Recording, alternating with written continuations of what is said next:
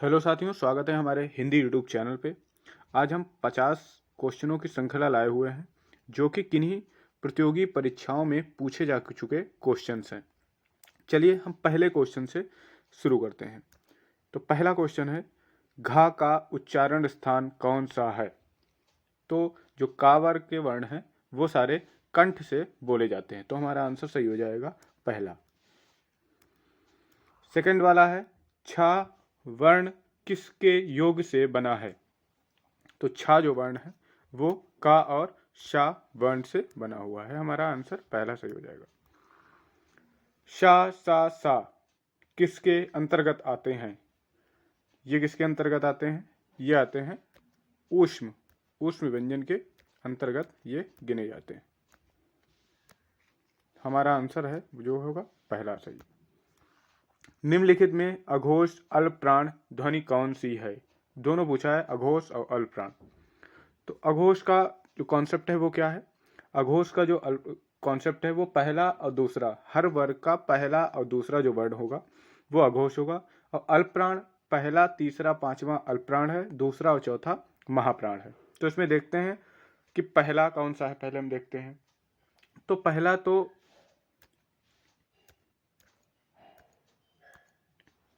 पहला है का और ता, हमारा डी वाला आंसर सही हो जाएगा। निम्नलिखित में से असत्य कथन की पहचान करिए। तो हमें गलत जो कथन है वो बताना है। तो पहला है, व्यंजन वर्गों के तीसरे, चौथे और पांचवें व्यंजन सघोष हैं, ये सही है।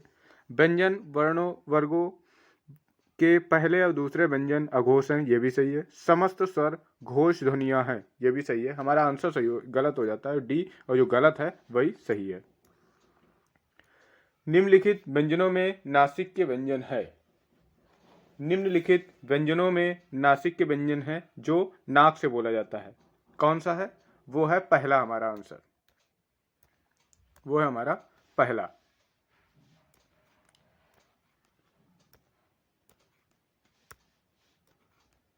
ना। अगला क्वेश्चन देखेंगे, फा का उच्चारण स्थान है। फा का, तो पावर के जितने भी वर्ण बोले जाते हैं उनका उच्चारण स्थान ओष्ठ होता है। फा का उच्चारण स्थान क्या है? ओष्ठ है। इनमें संयुक्त व्यंजन कौन सा है? संयुक्त व्यंजन, संयुक्त क्या होता है? जब दो व्यंजन एक साथ मिलते हैं। तो इसमें हमारा आंसर जो होगा संयुक्त व्यंजन का वो है डी वाला। डी वाला हमारा आंसर सही होगा। फिर नेक्स्ट क्वेश्चन है, हिंदी वर्णमाला में कुल स्वरों की संख्या कितनी है? हिंदी वर्णमाला में कुल स्वरों की संख्या हमारी 13 है। अनुनासिक का संबंध होता है। अनुनासिक का संबंध जो होता है वो नाक और मुख दोनों से होता है। नाक और मुख दोनों से होता है। कंठ ध्वनि है, जो का वर्ग के जितने भी शब्द वर्ण होते हैं वो कंठ से बोले जाते हैं। हमारा आंसर पहला सही हो जाएगा। दंत, वत्सर्य, अल्प प्राण, अघोष वर्ण कौन सा है? अल्प प्राण पहला, तीसरा और पांचवा। अघोष जो होता है पहला और दूसरा वर्ण जो होता है वो अघोष होता है। तो इसमें पहला देख लीजिए कौन सा है और वह दांत से भी बोला जाता है। तो क्या होगा? ता। जो ता वर्ग के हैं वो दंत से बोले जाते हैं। अल्प प्राण और अघोष वर्ण भी ता है। नेक्स्ट, निम्नलिखित में से अघोष महाप्राण ध्वनि है। अघोष पूछ रहा है तो इसमें कौन सा होगा? अघोष मीन्स पहला और कोई दूसरा वर्ण होगा। और महाप्राण पूछ रहा है तो महाप्राण मीन्स दूसरा और कोई चौथा होगा। तो हम देख लेते हैं पहला, दूसरा, चौथा कौन सा है। तो पहला तो ये है, लेकिन ये अल्प प्राण है, ये भी कट हो गया। दूसरा ये है, तो अघोष तो है ही, महाप्राण भी है। जो डा है, टा ठा डा ढा। तो चौथा है, तो ये जो चौथा है तो फिर अघोष नहीं है वे। तो हमारा आंसर कौन सा सही हो जाएगा? हमारा आंसर सही हो जाएगा पहला, खा वाला। खा वाला आंसर बिल्कुल सही है हमारा। अंतःस्था व्यंजन है। 11 अलावा जो 4 वर्ण हैं वो हमारे अंतःस्था के अंतर्गत आते हैं। किस समूह में सभी स्वर दीर्घ हैं? किस समूह में सभी स्वर दीर्घ हैं? किस समूह में सभी स्वर दीर्घ हैं? तो हमारा जो पहला वाला ऑप्शन है बड़ी ई, ए, ओ और औ, वो सारे दीर्घ हैं और सारे सही है। तीसरे में आ गया, ये भी गलत, ये ला होता नहीं है, इसमें भी आ गया, तो हमारा आंसर पहला वाला सही हो जाएगा। किस समूह के वर्णों का उच्चारण स्थान मूर्धा है? तो जो मूर्धा का उच्चारण स्थान है वो है टा वर्ग। तो हम देखेंगे टा, ठा और ये वाला शा, तो हमारा आंसर जो है वो बी वाला सही है। आंसर कौन सा सही है? बी वाला। तो ये मूर्धा है, जो टा, ठा और ये वाला षटकोण वाला शा और ऋषि, ये किससे बोले जाते हैं? ये मूर्धा से बोले जाते हैं। हमारा आंसर कौन सा सही हो जाएगा? बी वाला। नेक्स्ट क्वेश्चन है, निम्नलिखित में से कौन सा एक सुमेलित नहीं है? मीन्स यहाँ पे पूछा गया है कि कौन सा वर्ण किस उच्चारण स्थान से बोला जाता है। तो चा, छा, जा, झा पहला सही है। खा, का वर्ग कंठ से बोला जाता है, ये भी सही है। जो टा वर्ग है ये दरअसल बोला जाता है मूर्धा से, यही सही है, और पूछा जो गलत है वही सही है। यारा लावा को कहते हैं, यारा लावा को कहता है अंतःस्था व्यंजन। कौन सी दो ध्वनियों को अयोगवाह कहते हैं? क्वेश्चन है, कौन सी दो ध्वनियों को अयोगवाह कहते हैं? तो आंसर हमारा जो है वो सही हो जाएगा अनुस्वार और विसर्ग। इनमें से किस वर्ग में ऊष्म ध्वनियां हैं? इनमें से किस वर्ग में ऊष्म ध्वनियां हैं? तो हमारा आंसर सही हो जाएगा पहला, शा, शा, शा और हा। इनमें से कौन सी ध्वनियां संयुक्त हैं? इनमें से कौन सी ध्वनियां संयुक्त हैं? हमारा आंसर सही हो जाएगा पहला, ए, औ।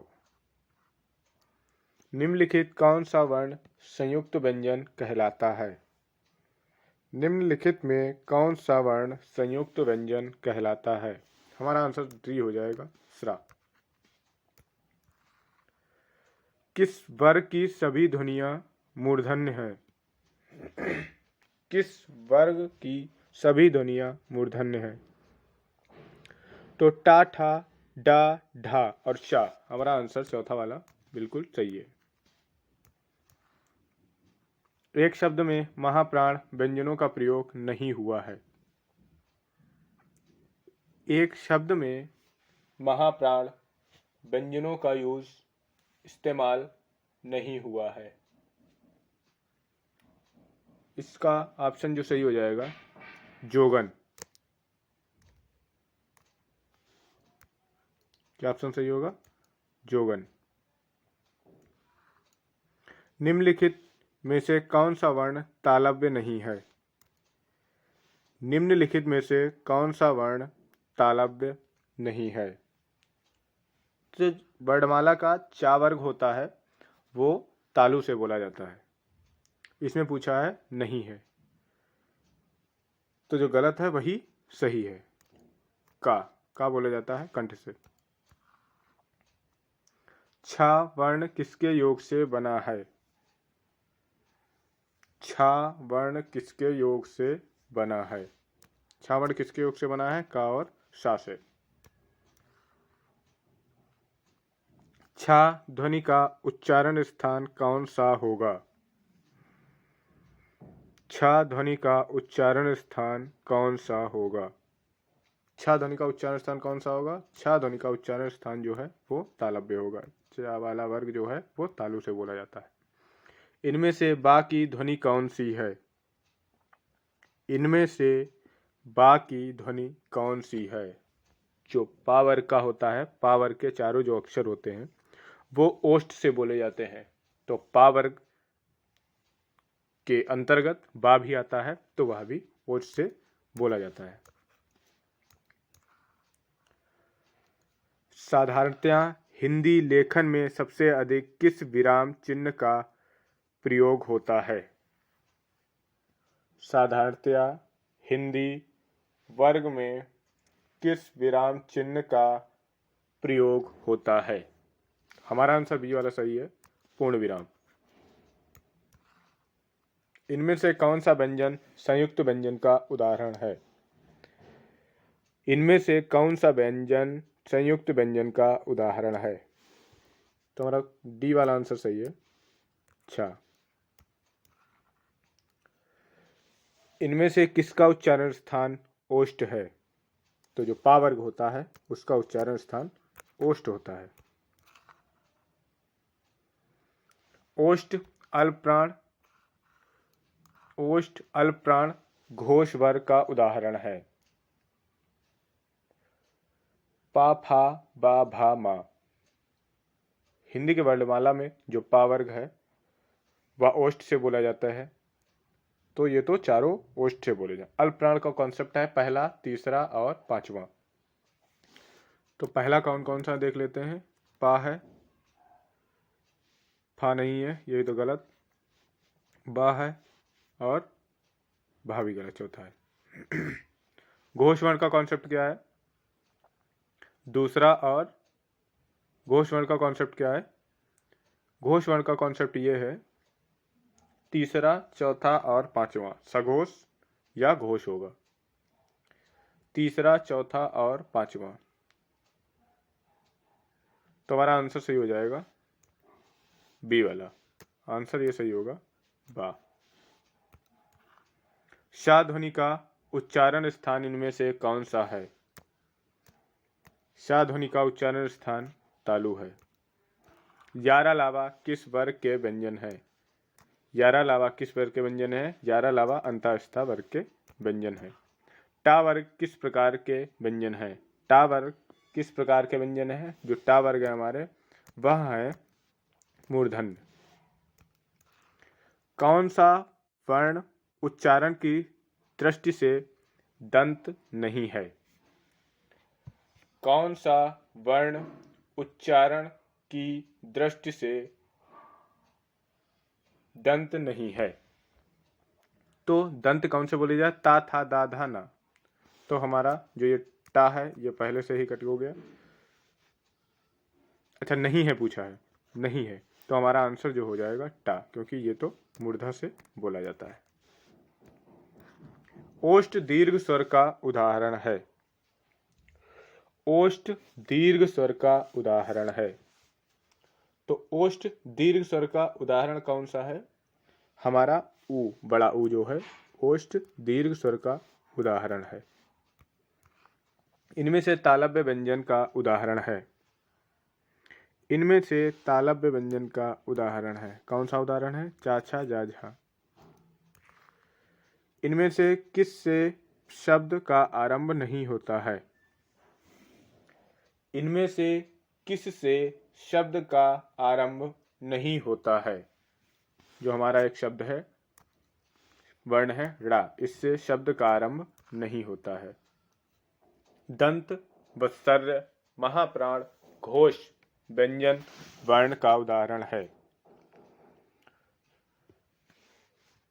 तो हमारा जो ये वाला ऑप्शन कट गया, ये वाला ऑप्शन कट गया। ता, था, दादा, ओके। अब महाप्राण क्या है? दूसरा। और घोष जो वर्ण है वो होते हैं तीसरे, चौथे और पांचवें। महाप्राण क्या होता है? दूसरा और चौथा। तो हम देखेंगे ता, था दूसरा है, ये गलत क्योंकि इसमें तीसरा नहीं है। ता, था, दा, धा, धा है चौथा, तो ये भी सही, घोष भी है और महाप्राण भी है। तो हमारा जो आंसर होगा सही वो है बी वाला, ढा, धा।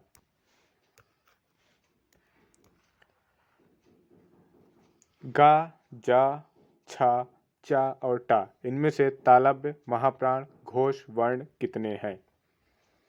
इनमें से तालव्य, महाप्राण, घोष वर्ण कितने हैं?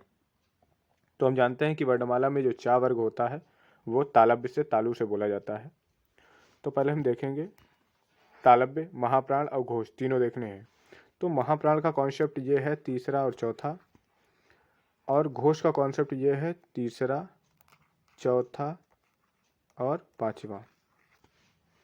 अब तालव्य हम पहले देख लेते हैं, ये तीनों होने चाहिए और ये चा वर्ग होता है।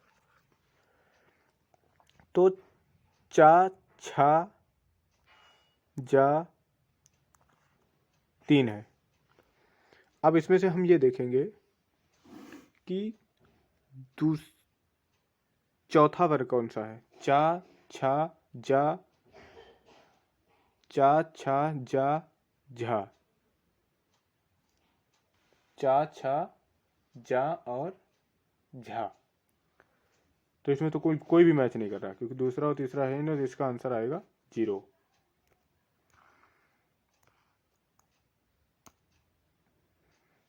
मूर्धन्य स्वर, मूर्धन्य हस्व स्वर का उदाहरण कौन सा है। मूर्धन्य हस्व स्वर का उदाहरण कौन सा है। मूर्धन्य हस्व स्वर का उदाहरण कौन सा है। तो मूर्धन्य हस्व स्वर का जो उदाहरण है वो है हमारी री। मूर्धन्य भी है और हस्व स्वर भी है। इनमें से कौन सा व्यंजन ऊष्म व्यंजन है। इनमें से कौन सा व्यंजन ऊष्म व्यंजन है। तो आंसर हमारा सही हो जाएगा हाँ, पहला। इनमें से किन वर्णों को व्यंजन कहा जाता है। इनमें से किन वर्णों को व्यंजन कहा जाता है। जिनका उच्चारण स्वरों के वर्णों की सहायता से किया जाता है उसे हम व्यंजन कहते हैं। इनमें से कौन से व्यंजन अंतःस्थ व्यंजन है। इनमें से कौन से व्यंजन अंतःस्थ व्यंजन है। यारा, ला, वा। इनमें से किसका उच्चारण स्थान दंत है। तो ता का उच्चारण स्थान है वो दंत है। जो ध्वनियां न स्वर है न व्यंजन इन्हें कहते हैं। जो ध्वनियां न स्वर है न व्यंजन इन्हें हम अयोगवाह कहते हैं। शा का उच्चारण स्थान कौन सा है। तो शा का उच्चारण स्थान तालु है। ओष्ठ, अल्पप्राण, घोष व्यंजन वर्ण का उदाहरण है। जो पा वर्ग है वह ओष्ठ से बोला जाता है। अल्पप्राण, अल्पप्राण मीन्स पहला और तीसरा और पांचवा वर्ण। घोष वर्ण तीसरा, चौथा, पांचवा। अल्पप्राण 1, 3 और 5 ये होते हैं अल्पप्राण और ये है घोष। तो हमारा पहला तो अल्पप्राण है, लेकिन फिर वो तीसरा नहीं है। पा, फा, बा। तो हमारा आंसर सही हो जाएगा। इसमें कौन सा आंसर सही हो जाएगा। बी वाला। इसमें आंसर हमारा सही हो जाएगा बी वाला।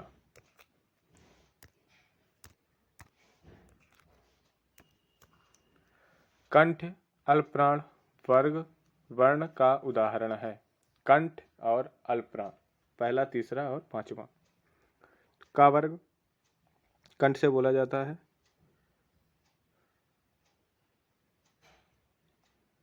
अल्पप्राण ठीक है, पहला हमारा आंसर सही हो जाएगा गा वाला। कंठ तालव्य दीर्घ स्वर वर्ण का उदाहरण है। कंठ तालव्य दीर्घ स्वर का उदाहरण है। इसका आंसर कौन सा सही होगा। कंठ तालव्य दीर्घ स्वर का उदाहरण है। तो आंसर सही होगा ए। इनमें से चा वर्ग के वर्णों का उच्चारण स्थान कौन सा है। चा वर्ग का जो उच्चारण स्थान होता है वह तालु से होता है। इनमें से किस शब्द में री की मात्रा का उपयोग हुआ है। तो री की मात्रा का उपयोग हुआ है पृष्ठ में। इनमें से कौन सा संवृत स्वर है। इनमें से कौन सा संवृत स्वर है। तो हमारी जो बड़ी ई है वह संवृत स्वर में गिनी गई है।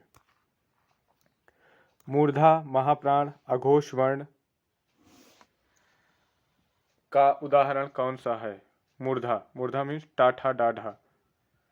महाप्राण मीन्स दूसरा, अघोष वंश टाठा डाढ़ा मूर्धा टाठा डाढ़ा वर्ग, तो महाप्राण होना चाहिए दूसरा और तीसरा, तो ठा है। अघोषवर्ण पहला और दूसरा, हाँ, तो हमारा आंसर सही हो जाएगा ठा। तालव्य महाप्राण अघोष वर्ण का कौन सा उदाहरण है? तालव्य मीन्स चा वर्ग होगा, महाप्राण मीन्स दूसरा, और अघोष मीन्स अघोष और तीनों सघोष, चा छा, तो हमारा आंसर सही हो जाएगा बी वाला। कंठ महाप्राण घोष व्यंजन वर्ण का उदाहरण कौन सा है? कंठ मीन्स का वर्ग, महाप्राण मीन्स दूसरा और चौथा, घोष मीन्स तीसरा, चौथा, पांचवा, तो हमारा जो दूसरा, ये भी गलत, पांचवा ये भी गलत, तो हमारा आंसर सही हो जाएगा डी वाला, हाँ।